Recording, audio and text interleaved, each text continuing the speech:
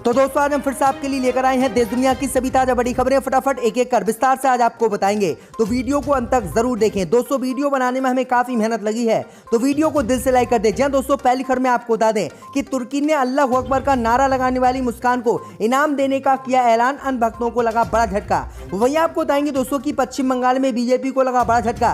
BJP के 3 बड़े नेता टीएमसी में हुए शामिल। वहीं आपको बताएंगे दोस्तों की हिजाब विवाद को लेकर योगी आदित्यनाथ ने ओवैसी को दी धमकी, कहा शरीयत नहीं संविधान से चलेगा देश, तालिबानी सोच वाले बांध ले गांठ। वहीं आपको बताएंगे दोस्तों की दिल्ली हिंसा में मस्जिद में आग लगाने वाले 3 अन्य भक्तों को कोर्ट ने सुनाई सजा, अब काटेंगे पूरी जिंदगी जेल।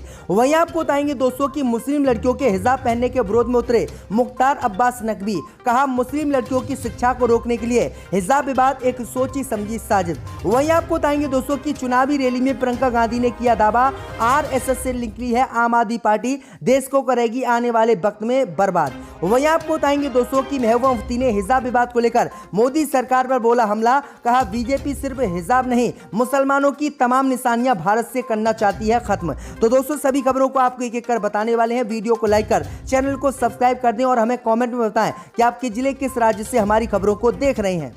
इसी बीच पर तो दोस्तों अगली खबर की ओर, तो अल्लाह अकबर का नारा लगाने वाली मुस्कान को तुर्की ने इनाम देने का किया ऐलान। अन्य भक्तों को झटका। जब दोस्तों आपको बता दें कि कर्नाटक के कॉलेजों में शुरू हुआ हिजाब विवाद अब इंटरनेशनल लेवल पर सुर्खियों में आ चुका है। पाकिस्तान के बाद अब तुर्की ने भारतीय मुसलमानों का समर्थन करते हुए हिजाब विवाद को लेकर मोदी सरकार पर हमला बोला है। वहीं अल्लाह अकबर का नारा लगाने वाली मुस्कान को इनाम देने का तुर्की ने ऐलान कर दिया है, जिसके बाद अन्य भक्तों को बड़ा झटका लगा है। दरअसल आपको बता दें कि हिजाब विवाद को लेकर तुर्की ने कहा कि भारत में मुसलमानों के खिलाफ लगातार घटनाएं बढ़ रही हैं और नफरत बढ़ रही है। मुसलमानों को भारत में निशाना बनाया जा रहा है, कहीं मॉब लिंचिंग मुसलमानों की जा रही है तो कहीं उनके हिजाब पर हमला बोला जा रहा है। वहीं आपको बता दें कि तुर्की ने कहा है कि हिजाब पहनना मुसलमानों की संस्कृति है और हिजाब पर भारत को रोक नहीं लगानी चाहिए, क्योंकि भारत एक लोकतांत्रिक देश है और लोकतांत्रिक देश में सभी को अपने धर्म को अपनाने का अधिकार है। अगर इस तरह की घटनाएं आगे से भारत में होगी तो हम इस पर कड़ी नजर रखेंगे और भारत के खिलाफ कार्रवाई की भी दुनिया भर के देशों से मांग करेंगे। तो ये बड़ी अपडेट आई दोस्तों की मोदी सरकार को कड़ी फटकार तुर्की ने आज लगाई है।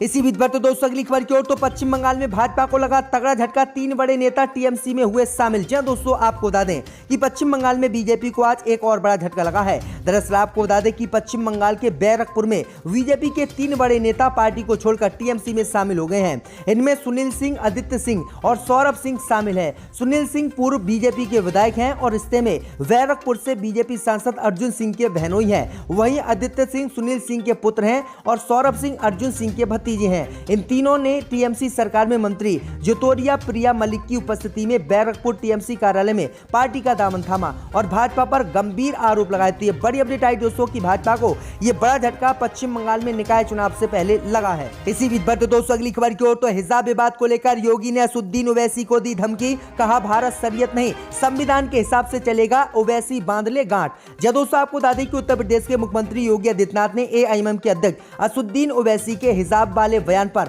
आज बड़ा हमला बोला है। असुद्दीन ओवैसी को धमकी देते हुए योगी आदित्यनाथ ने कहा है कि यह देश शरीयत के हिसाब से नहीं बल्कि संविधान के हिसाब से चलेगा। दरअसल आपको बता दें कि असुद्दीन ओवैसी ने हिजाब का समर्थन करते हुए एक बयान दिया था। ओवैसी ने कहा था कि हिजाब भी हम पहनेंगे, कॉलेज जाएंगे, डॉक्टर बनेंगे, कलेक्टर बनेंगे, एसडीएम बनेंगे और एक दिन याद रखना शायद मैं जिंदा रहूं या ना रहूं, लेकिन एक दिन देश की बेटी हिजाब पहनकर प्रधानमंत्री भारत की बनेगी। इसी के जवाब में योगी आदित्यनाथ ने कहा कि गजवाए हिंद का सपना देखने वाले तालिबान सोच के मजहबी उन्मादी ये बात गांठ बांध लें, वो रहे या ना रहे भारत शरीयत के हिसाब से नहीं संविधान के हिसाब से ही चलेगा। जय श्री राम। तो ये बड़ी अपडेट आई दोस्तों कि योगी आदित्यनाथ ने असुद्दीन ओवैसी को ये सीधी धमकी दी है। इसी बीच पर तो दोस्तों अगली खबर की ओर, तो प्रियंका गांधी ने किया दावा, आरएसएस से निकली है आम आदमी पार्टी, जनता रहे इससे सावधान। जब दोस्तों आपको बता दें कि पंजाब में विधानसभा चुनाव को लेकर पार्टियां एड़ी चोटी का जोर लगा रही हैं। इस बीच रविवार को पंजाब के कोटकपुरा में जनसभा को संबोधित करते हुए कांग्रेस नेता प्रियंका गांधी ने आम आदमी पार्टी पर बड़ा हमला बोला और दावा किया कि आम आदमी पार्टी आरएसएस से निकली है। आगे आम आदमी पार्टी पर हमला बोलते हुए प्रियंका गांधी ने कहा है कि आपके नेतृत्व वाली दिल्ली में शैक्षणिक और स्वास्थ्य देखभाल संस्थाओं के नाम पर कुछ भी नहीं है और आम आदमी पार्टी देश को बर्बाद करना चाहती है। आगे उन्होंने कहा है कि आपने कहा कि वे अपना दिल्ली मॉडल लाएंगे, मत भूलिए कि 2014 में बीजेपी ने गुजरात मॉडल लाकर देश के लोगों को बेवकूफ बनाया था और इस बार आपके बहकावे में ना आए, क्योंकि आम आदमी पार्टी आरएसएस से निकली है और आने वाले समय की बीजेपी पार्टी आम आदमी पार्टी है। इसी बीच पर तो दोस्तों अगली खबर की ओर तो हिजाब पहनने के विरोध में उतरे मुख्तार अब्बास नकवी, कहा मुस्लिम लड़कियों की शिक्षा को रोकने के लिए हिजाब बात एक सोची समझी साजिश। जी दोस्तों, आपको बता दें कि अल्पसंख्यक मामलों के मंत्री और भाजपा नेता मुख्तार अब्बास नकवी मुस्लिम लड़कियों के हिजाब पहनने के विरोध में उतर आए हैं और जो भाजपा भाषा बोल रही है वही भाषा मुख्तार अब्बास नकवी ने भी बोली है। दरअसल आपको बता दें कि भाजपा नेता मुख्तार अब्बास नकवी ने कहा है कि कर्नाटक हिजाब बात एक सोची समझी साजिश है और इसका उद्देश्य मुस्लिम लड़कियों की शिक्षा को रोकना है। उन्होंने कहा है कि लेकिन ये लोग अपने उद्देश्य में कभी कामयाब नहीं होंगे। उन्होंने कहा है कि लोग कह रहे हैं कि उनका संवैधानिक अधिकार है, लेकिन उनके कर्तव्य क्या हैं। हिजाब विवाद के बीच कर्नाटक में सभी स्कूल कॉलेजों को 16 फरवरी तक बंद रखने का आदेश दिया गया है। वहीं आपको बता दें कि यह मामला कर्नाटक हाई कोर्ट में भी चल रहा है। तो ये बड़ी अपडेट आई दोस्तों की जो बीजेपी हिजाब पहनने का मुस्लिम लड़कियों का विरोध कर रही है, वैसे ही मुख्तार अब्बास नकवी भी हिजाब पहनने का मुस्लिम लड़कियों का विरोध कर रहे हैं। आपकी क्या राय मुख्तार अब्बास नकवी की बात से आप कितने संतुष्ट हैं, हमें कमेंट में जरूर बताएं।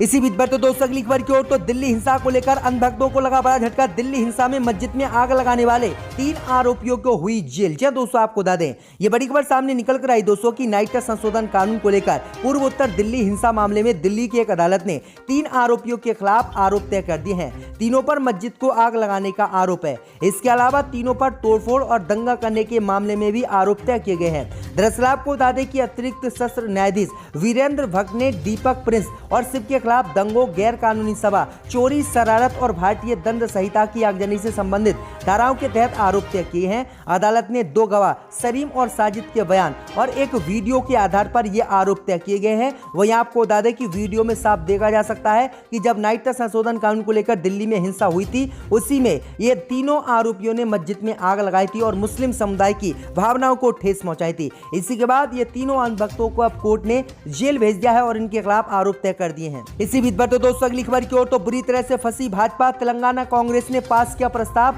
असम के सीएम हेमंत बिस्व शर्मा को हटाने की मोदी से की मांग। जय दोस्तों, आपको बता दें कि तेलंगाना प्रदेश कांग्रेस कमेटी ने भाजपा की मुश्किलें बढ़ा दी हैं। असम के सीएम हेमंत बिस्व शर्मा को बर्खास्त करने की तेलंगाना प्रदेश कांग्रेस कमेटी ने मांग की है और एक प्रस्ताव को भी पारित कर दिया है। तेलंगाना कांग्रेस प्रमुख रेवंत रेड्डी ने रविवार को इसकी जानकारी दी है, जिसके बाद भाजपा की मुश्किलें बढ़ गई हैं। दरअसल आपको बता दें कि कांग्रेस नेता रेड्डी ने कहा है कि आज हमने एक प्रस्ताव पारित किया है जिसमें असम के सीएम हेमंत बिस्व शर्मा को राहुल गांधी के खिलाफ उनकी टिप्पणी के लिए तत्काल बर्खास्त करने और उन पर खिलाफ आपराधिक मामला दर्ज किए जाने की मांग की गई है। तेलंगाना कांग्रेस अध्यक्ष रेवंत रेड्डी का कहना है कि हेमंत बिस्व शर्मा की टिप्पणी सिर्फ राहुल गांधी, उनके परिवार या कांग्रेस के खिलाफ नहीं, बल्कि ये मातृ तत्व का अपमान है। उन्होंने हर एक मां का अपमान किया है। हेमंत बिस्व शर्मा के खिलाफ कांग्रेस कार्यकर्ता सोमवार को तेलंगाना की सभी 709 पुलिस थानों में शिकायत भी दर्ज कराएंगे, जिसके बाद भाजपा की मुश्किलें बढ़ गई हैं। इसी बीच पर तो दोस्तों अगली खबर की ओर तो हिजाब विवाद को लेकर महबूबा मुफ्ती ने बीजेपी पर बोला हमला। कहा बीजेपी सिर्फ हिजाब नहीं, मुसलमानों की तमाम निशानियां खत्म करना चाहती है। जय दोस्तों, आपको बता दें कि स्कूल कॉलेजों से उठा हिजाब विवाद का मुद्दा अब कर्नाटक से जम्मू कश्मीर तक गूंज रहा है। दरअसल आपको बता दें कि हिजाब विवाद को लेकर पीडीपी प्रमुख महबूबा मुफ्ती ने बीजेपी पर निशाना साधा है। महबूबा मुफ्ती ने कहा है कि मुझे डर है कि बीजेपी हिजाब पर नहीं रुकेगी, वे मुसलमानों की तमाम निशानियां खत्म करना चाहती है। इसी के साथ उन्होंने आगे कहा कि भारतीय मुसलमानों के लिए सिर्फ भारतीय होना ही काफी नहीं है, उन्हें बीजेपी का भी होना जरूरी है। तो महबूबा मुफ्ती ने यह बड़ा हमला बीजेपी पर हिजाब विवाद को लेकर आज बोला है। तो दोस्तों अगली खबर की ओर तो राहुल गांधी ने बीजेपी पर लगाया आरोप। कहा मोदी सरकार में हुई है 5.35 लाख करोड़ रुपए की बैंक धोखाधड़ी। जय दोस्तों, आपको बता दें कि कांग्रेस नेता राहुल गांधी ने शनिवार को आरोप लगाया कि भाजपा सरकार में 5.35 लाख करोड़ रुपए की बैंक धोखाधड़ी हुई है और ये केवल प्रधानमंत्री मोदी के मित्रों के लिए अच्छे दिन है। राहुल गांधी ने ट्वीट किया और कहा कि मोदी काल में अब तक 5.35 लाख करोड़ रुपए के बैंक फ्रॉड हो चुके हैं। 75 सालों में भारत की जनता के पैसे से ऐसी धांधली कभी नहीं हुई। वहीं आगे राहुल गांधी ने अच्छे दिन के नारे पर तंज कसते हुए कहा कि लूट और धोखे के ये दिन सिर्फ मोदी मित्रों के लिए अच्छे दिन है।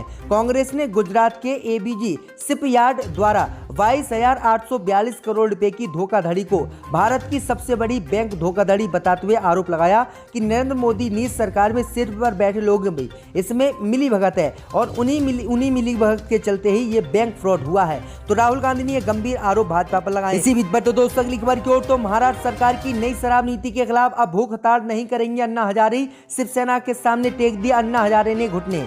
जय दोस्तों, आपको बता दें कि सामाजिक कार्यकर्ता अन्ना हजारे ने 14 फरवरी को अनिश्चितकालीन भूख हड़ताल को फिलहाल के लिए महाराष्ट्र में रोक दिया है। बता दें कि अन्ना हजारे को महाराष्ट्र की उद्धव ठाकरे सरकार की नई शराब नीति रास नहीं आई थी और उन्होंने इसके खिलाफ मोर्चा खोलने की घोषणा की थी। अन्ना ने ऐलान किया था कि वह सुपरमार्केट और वॉक इन स्टोर के जरिए शराब बेचने के महाराष्ट्र सरकार के फैसले के खिलाफ 14 फरवरी से अनिश्चितकालीन भूख हड़ताल करेंगे। राज्य सरकार ने उन्हें आश्वासन दिया कि वह निर्णय पर आगे बढ़ने से पहले नागरिकों के विचार पर विचार करेंगे। इसके बाद अन्ना हजारे ने अपने इस आंदोलन को खत्म करने का ऐलान कर दिया। पैसे डाले गए थे, अब कौन उस वक्त यहाँ बैठा था?